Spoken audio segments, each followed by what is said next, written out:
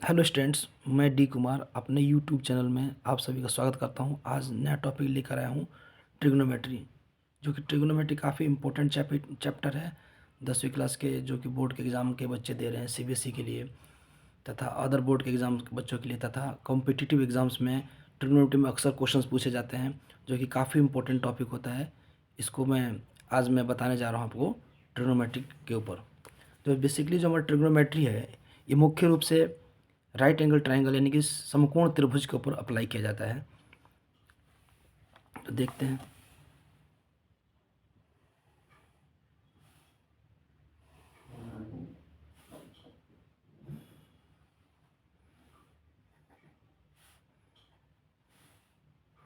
ये आपका समकोण त्रिभुज है, राइट एंगल ट्रायंगल, जो कि यहाँ पे समकोण है 90 डिग्री का है, और यहाँ पर इसका ये थीटा है यानी कि न्यून कोण है।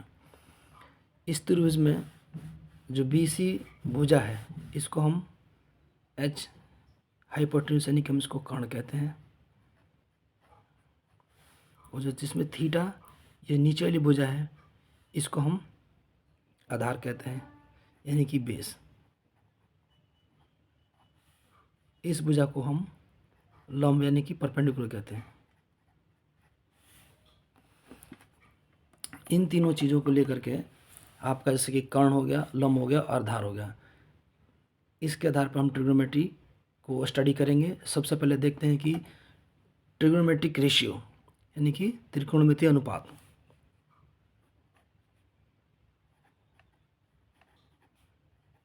Matric ratios. तो इसमें सबसे पहले आपका आता है जो रेशियो है साइन थीटा का है। Sine theta is equal to होता है आपका परपेंडिकुलर अपॉन में हाइपोटेन्यूज। दूसरा रेशियो होता है आपका कॉस थीटा, जो कि होता है बेस अपॉन में हाइपोटेन्यूज। तीसरा रेशियो जो होता है आपका टेन थीटा का, tan theta is equal to होता है परपेंडिकुलर अपॉन में बेस। चौथा रेशियो होता है आपका कॉट थीटा का। कॉट थीटा टेन थीटा का अपोजिट होता है, इसको हम कर देंगे बेस अपॉन में परपेंडिकुलर। फिफ्थ आपका होता है कॉसेक थीटा, जो कि साइन थीटा का अपोजिट होता है, उसको हम कह सकते हैं एच अपॉन पी। सिक्स देख सकते हैं आप, यानी कि सेक थीटा। सेक थीटा को हम कह सकते हैं, सेक थीटा कॉस थीटा का अपोजिट होता है, उसको हम कह सकते हैं एच अपॉन बी। ठीक है, यहाँ पे आप कैपिटल एच कर सकते हैं, कोई नहीं, ये हो गया आपका कैपिटल हर जगह कर लीजिए एच, ये आपका एच हो जाएगा। ठीक, तो ये आपके ट्रिग्नोमेट्रिकल रेशियो होते हैं। इन ट्रिग्नोमेट्रिकल रेशियो की हेल्प से हमें आइडेंटिटीज़ प्रूव करनी है। आइडेंटिटी प्रूव किया जाता है हाइट एंड डिस्टेंस में, हाइट एंड डिस्टेंस के क्वेश्चंस को निकालने में इन ट्रिग्नोमेट्रिकल रेशियो का यूज किया जाता है। तो ये ट्रिग्नोमेट्रिकल रेशियो के फॉर्मूले होते हैं, हम शॉर्टली कर सकते हैं।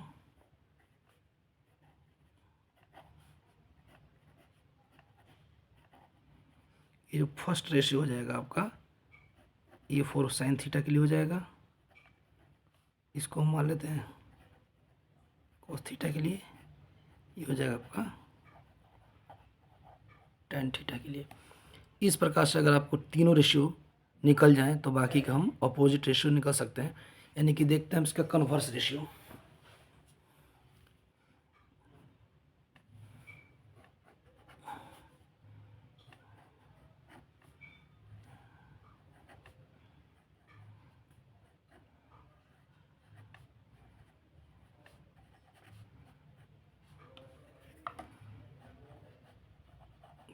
कन्वर्स ऑफ टी रेशियो यानी कि साइन थीटा का जो कन्वर्स होता है वो होता है कॉसेक थीटा। इसको कह सकते हैं 1 अपॉन कॉसेक थीटा।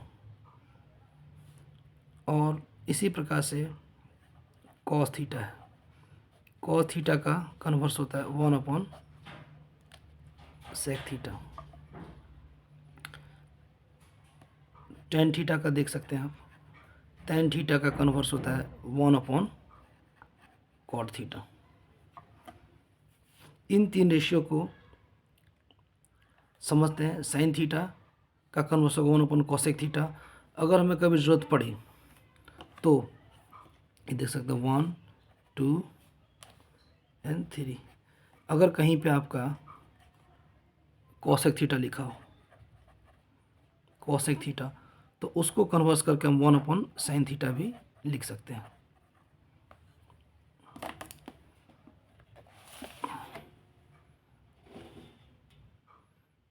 नेक्स्ट देखते हैं 5th पॉइंट। आपका सपोज करिए सेक थीटा लिखा हो, सेक थीटा को हम लिख सकते हैं 1/कॉस थीटा भी लिखा जा सकता है। 6 देखा जाए, अगर आपका कॉट थीटा लिखा हो तो उसको हम कन्वर्स करके 1/tan थीटा भी लिख सकते हैं। और एक और चीज़, इम्पोर्टेंट चीज़, अगर हम साइन थीटा को कॉसेक थीटा उसके कन्वर्स से मल्टीप्लाई करेंगे तो 1 आ जाएगा। 8th, अगर हम सेक थीटा के कन्वर्स कॉस थीटा से मल्टीप्लाई करें तो उस केस में भी आपका 1 आ जाएगा। 9 देखते हैं, यदि आप टेन थीटा को मल्टीप्लाई करते हैं कॉट थीटा से तो भी उस केस में 1 आ जाता है। ये कुछ इंपॉर्टेंट कॉन्सेप्ट्स हैं, इनको आपको याद रखना है। एक और चीज़ देख लेते हैं कि tan theta equal to sine theta upon में कॉस थीटा लिखा जा सकता है। ये भी इसका एक फॉर्मूला है। 11 देख लेते हैं, यानी आपका कॉट थीटा लिखा हो तो हम उसको कॉस थीटा अपॉन में साइन थीटा लिखा जा सकता है। ये तक, यहाँ तक आपने ट्रिग्नोमेट्री रेशियो की स्टडी कर ली। आइए तो हम नेक्स्ट देखते हैं ट्रिग्नोमेट्रिकल, जो ट्रिग्नोमेट्रिक रेशियोज होते हैं उसके कुछ इंपॉर्टेंट आइडेंटिटीज़।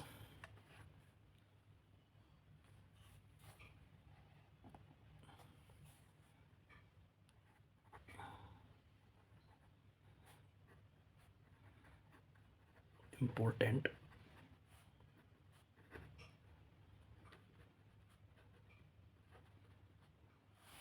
देखिए, सबसे पहला जो फॉर्मूला होता है sign square theta plus cos square theta, वो 1 के बराबर होता है, ये आपको पता होना चाहिए। दूसरा फॉर्मूला देखते हैं। हम क्या करते हैं कि कॉस को उठा के इधर ले जाते हैं, तो sine square theta equal to हो जाएगा 1 minus cos square theta. Third step में देखते हैं, इस बार आप साइन को उठा के इधर ले जाएँ तो कॉस इस साइड रह जाएगा, तो हो जाएगा cos square theta equal to, sine उठ के इधर गया तो 1 माइनस साइन स्क्वायर थीटा। एक फॉर्मूला और बन गया। फोर्थ देखते हैं कि 1 प्लस टेन स्क्वायर थीटा बराबर होता है सेक स्क्वायर थीटा के। ये भी इम्पोर्टेंट है।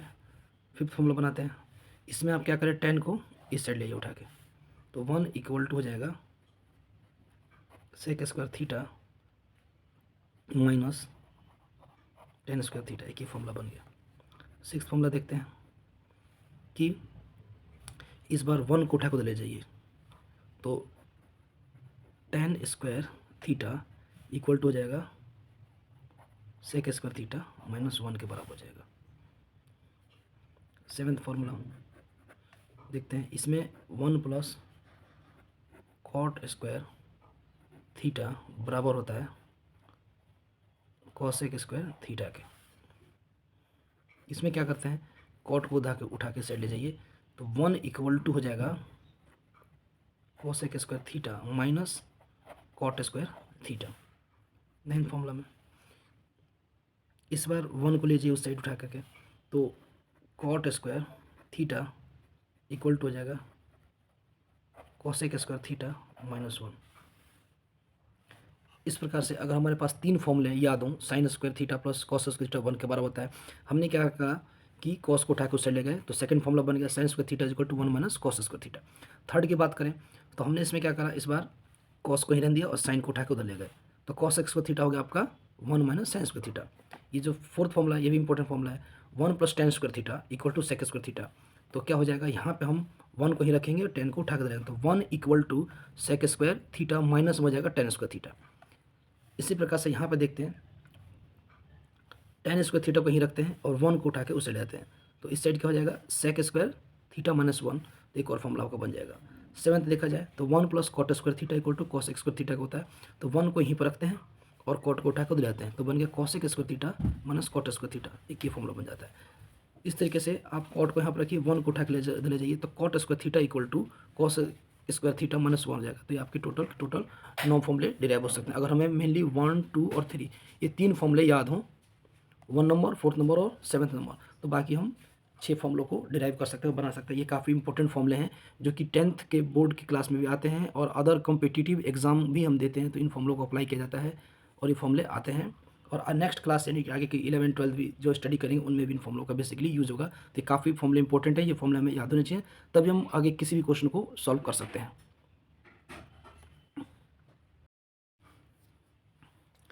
आइए फ्रेंड्स, हम क्या करते हैं कि जो हमने ट्रिग्नोमेट्रिक रेशियो के जो फॉर्मूले पढ़े हैं उसके ऊपर एक क्वेश्चन करते हैं, ताकि क्वेश्चन को हम अप्लाई करना सीख सकें।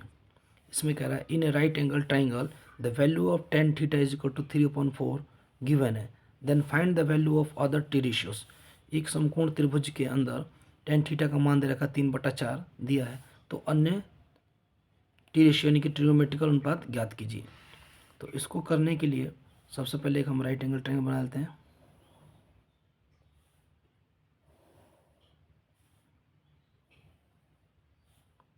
ए बी, ये हो गया आपका सी, यहाँ पे आपका थीटा है, ये आपका 90 डिग्री है,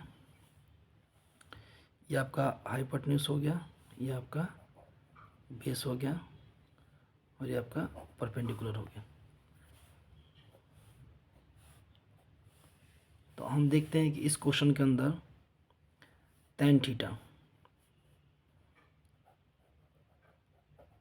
tan थीटा का मान दे रखा है हमारे को 3/4, यानी कि ये आपका tan थीटा का जो रेशियो होता है वो होता है tan थीटा बराबर होता है परपेंडिकुलर अपॉन में बेस होता है। तो परपेंडिकुलर हो गया आपका 3 और बेस हो गया आपका 4, तो इसकी वैल्यू परपेंडिकुलर वैल्यू 3 गिवन है आपको और ये आपका हो गया 4। हम इसमें हाइपोटेन्यूज को फाइंड आउट करना है, तो हाइपोटेन्यूज फाइंड आउट करने के लिए पाइथागोरस अप्लाई करेंगे। तो पाइथागोरस में क्या कहता है, h square is equal to P square plus B square, यानी कि कर्ण का स्क्वायर बराबर लंब का स्क्वायर प्लस आधार का स्क्वायर, आप इस पर लगा सकते हैं। तो देखते हैं इस फॉर्मूले के हिसाब से जो आपका हाइपोटेन्यूज का स्क्वायर बराबर, अब हाइपोटेन्यूज का स्क्वायर निकालना है, इसमें आपका लंब कितना है 3, इसकी वैल्यू रख देंगे हम 3 का स्क्वायर प्लस आधार कितना आपका 4, हम इसको रख देंगे 4 का स्क्वायर। तो h square is equal to आपका हो जाएगा 3 के स्क्वायर 9, ये आ गया आपका 16 h स्क्वायर। हमने इसको प्लस किया, ये आपका आ गया 25। हम क्या करेंगे, इसका रूट निकाल लेंगे, कितना आ जाएगा 25 पे लग जाएगा अंडर रूट और इसका रूट निकलते आ जाएगा आपका 5। क्लियर। अब हमें अदर ट्रिग्नोमेट्री रेशियो फाइंड करना है, यानी कि हमें h की वैल्यू भी कितनी आ गई 5 आ गई। अब बाकी जो ट्रिग्नोमेट्री रेशियो आपको रेशियोज निकालने थे tan थीटा के अलावा जो बच गया था, यानी कि हमारा एक हो गया sin थीटा। sin थीटा आपका क्या होता है परपेंडिकुलर अपन में h होता है। फिर देखते हैं cos थीटा। cos थीटा का होता है आपका बेस अपॉन में हाइपोटेन्यूज होता है। tan थीटा आपको गिवन ही है। cot थीटा निकालना है, cot theta is equal to होता है बेस अपॉन में परपेंडिकुलर। अब रहेगा आपका sec theta. sec theta cos theta का उल्टा होता है, इसको हम लिख देंगे h अपॉन बी। फिर आपका आता है cosec theta, cosec theta sine theta का उल्टा होता है, उसको लिख देंगे h/p लिख देंगे। अब यहाँ पे देख लें आपका साइन थीटा, साइन थीटा क्या होता है p/h, p यानी कि परपेंडिकुलर कितना आपका 3 है और ये कितना 5 है, तो ये हो जाएगा आपका 3/5 ही इसका आंसर आ जाएगा। हमें निकालना था कॉस थीटा, कॉस थीटा आपका पता ही है क्या होता है, कॉस थीटा होता है अपना ये रहा, यानी कि कॉस थीटा b/h, b आपका 4 है और h ये रहा, तो 4/5 रख देंगे इसमें। फिर इस प्रकार से कॉट थीटा, कॉट थीटा होता है अपना base upon perpendicular, base upon perpendicular, base कितना आपका 4 और ये 3, ये आपका आ जाएगा 4/3। सेक थीटा, सेक थीटा आपका कॉस थीटा का उल्टा होता है, कॉस थीटा का उल्टा यानी कि ये रहा h/b, h ये रहा 5, b रहा 4, 5/4 कर सकते हैं। Cosec theta, cosec theta sine का उल्टा होता है यानी कि h/p, यानी हो जाएगा 5/3। ये चीज़, ये आपके रेशियो निकल गए हैं। ये आपके टेन थीटा का वैल्यू गिवन था और 5, 6 अदर रेशियो हमने फाइंड आउट कर लिए। इस तरीके से हम क्वेश्चन को अगर एग्जाम में आता है, चाहे किसी कहीं कंपटीशन पूछा है, तो आप इसको सॉल्व कर सकते हैं। ओके, फिर हम नेक्स्ट चलते हैं आपके लिए। हाँ, अब आपको हम नया टॉपिक बताने जा रहे हैं, height and distance. Height and distance जो कि काफ़ी इम्पोर्टेंट टॉपिक है। ये हमारे एग्ज़ाम्स में, 10वीं के एग्ज़ाम में तथा कॉम्पिटिटिव एग्ज़ाम देते हैं उन सभी में भी इससे सवाल पूछे जाते हैं, जो कि काफ़ी इम्पोर्टेंट टॉपिक है हाइट एंड डिस्टेंस। अब हम आइए देखते हैं हाइट एंड डिस्टेंस, इसके बारे में जानते हैं बेसिक कॉन्सेप्ट को, कि किस प्रकार से क्वेश्चनों को सॉल्व किया था, उसका तरीका क्या है। तो फर्स्ट पॉइंट है, आपको उसको देखिए। जो हाइट एंड डिस्टेंस के क्वेश्चन आते हैं, ये विजन पे आधारित होते हैं। हमारे आँखों पे जैसे किस प्रकार के एंगल बनते हैं, उस प्रकार के डिफरेंट टाइप के एंगल बनते हैं, उन एंगलों की स्टडी करी जाती है और उसके हिसाब से हम हाइट एंड डिस्टेंस के डायग्राम्स को बनाते हैं और डायग्राम बना करके क्वेश्चन के कॉन्सेप्ट को समझते हैं। जैसे कि हमारा आई है और यहाँ से ये क्या लगा आपका हॉरिजॉन्टल लाइन, ए और बी क्या है हमारा हॉरिजॉन्टल लाइन है। जब हम नॉर्मली स्ट्रेट देखते हैं तो ये सीधी होती है, इसको हम हॉरिजॉन्टल लाइन कहते हैं। तो ये आपका पहला कॉन्सेप्ट है। जब हम एक नॉर्मली सीधा किसी वस्तु को देखते हैं, ये नॉर्मल व्यू हो जाता है। तो सेकंड पॉइंट पे देखते हैं, ये हमारा आई हो गया। इस केस में जब हम हॉरिजॉन्टल लाइन से ऊपर की तरफ देखते हैं, ये आपका आई बन गया। अब जब हम कभी व्यू करते हैं हॉरिजॉन्टल व्यू, हॉरिजॉन्टल व्यू से जब हम ऊपर की दिशा की तरफ देखेंगे, ये आपका आई हो गया। ये आपकी जो सीधी लाइन हुई, ये लाइन आपकी कहलाएगी हॉरिजॉन्टल। ये आपकी हॉरिजॉन्टल लाइन है।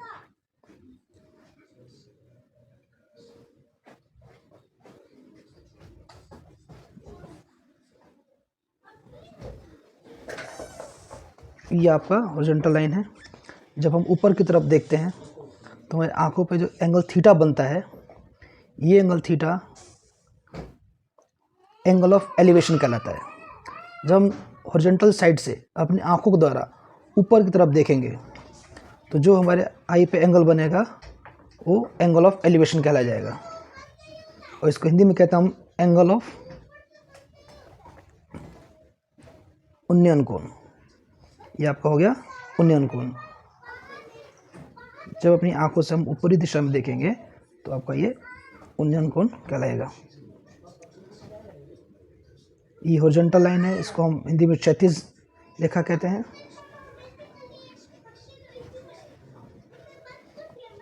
ये दोनों जगह पर हो गया आपका क्षैतिज रेखा।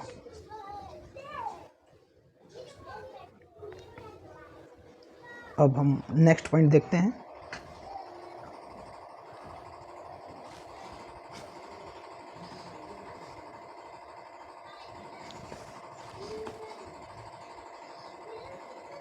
ये आपका आई हो गया। अब इसके द्वारा हम एंगल ऑफ डिप्रेशन निकालेंगे। जब कोई व्यक्ति अपनी आँखों के द्वारा नॉर्मल यानी कि हॉरिजॉन्टल लाइन यानी स्ट्रेट विजन से नीचे की तरफ देखता है, किसी टावर के ऊपर से देखता हो या किसी ऊंची जगह से नीचे की तरफ देखता है, तो उस केस में जो एंगल अपना बनता है नीचे, वो एंगल ऑफ डिप्रेशन कहलाता है। ये आपका हो गया पहले की तरफ बिल्कुल हॉरिजॉन्टल लाइन, और जब अपने हम विजन से नीचे की तरफ देखेंगे तो डाउनवर्ड जो एंगल बनेगा, ये एंगल आपका कहलाएगा, ये हो जाएगा थीटा इसका, और ये डाउनवर्ड एंगल मेजरमेंट हो गया। ये आपका हो जाएगा एंगल ऑफ डिप्रेशन। इसको हिंदी में कहते हैं अवनमन कोण।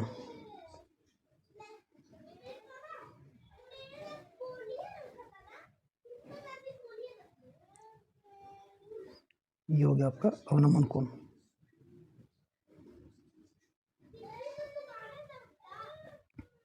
अब इस अवनमन कोण यानी कि हमारे ये तीनों स्टेप्स हैं, तीनों स्टेप्स में हम अपना अलग अलग व्यू को देखते हैं और एंगल को हम निकालते हैं। जैसे कि सेकंड स्टेप में देख रहे हैं आप लोग, ये आपका हॉरिजॉन्टल लाइन हो गया,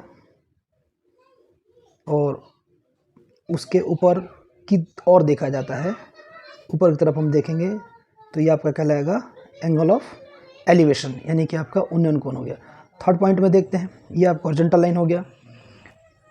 हॉरिजॉन्टल लाइन, इसमें हम डाउनवर्ड देख रहे हैं नीचे की तरफ, तो इसमें अवनमन कोण यानी कि एंगल ऑफ डिप्रेशन बनेगा।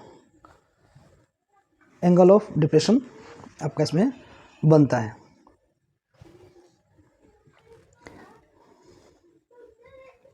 ये आपके तीनों अलग अलग केस हैं। इन तीनों केसेस को बस एंगल को अंडरस्टैंड करने के लिए हम इसका यूज़ करते हैं, और तभी इस बेस की अंडरस्टैंडिंग से हम हाइट एंड डिस्टेंस के क्वेश्चनों को डायग्राम के द्वारा डायग्राम बना सकते हैं, और डायग्राम से हम उसको अंडरस्टैंड कर सकते हैं, तो हम इजीली उसको क्वेश्चन को निकाल सकते हैं। तो ये आपका 3 टॉपिक हो गया, या हाइट एंड डिस्टेंस का बेसिक कॉन्सेप्ट है।